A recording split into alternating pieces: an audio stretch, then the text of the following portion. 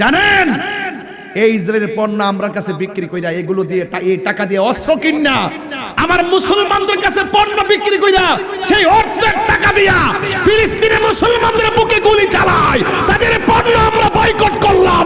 হাত তুলে বলো ঠিক কিনা বলো। আমরা বয়কট করব, জিহাদ করব, লড়াই করব, রক্ত দিব, জানে মালে যাইতে যদি নাও পারি যারা যাচ্ছে তাদের কাছে সহযোগিতা করব। প্রয়োজনে তালিকা করা হলে দলগাঁও, মাধবপুর, হবিগঞ্জের মানুষ যদি তালিকা করা হয় ফিলিস্তিনে যুদ্ধ করব, তাহলে 1 নম্বর তালিকা তাহির হুজুর নামটা লিখে দিবে। এমন একটা সময় আসবে মুসলমানদের ডরে ইসরায়েলি ইহুদি গুন্ডা বাহিনীরা গাছের কোনায় যাইয়া পালাবে।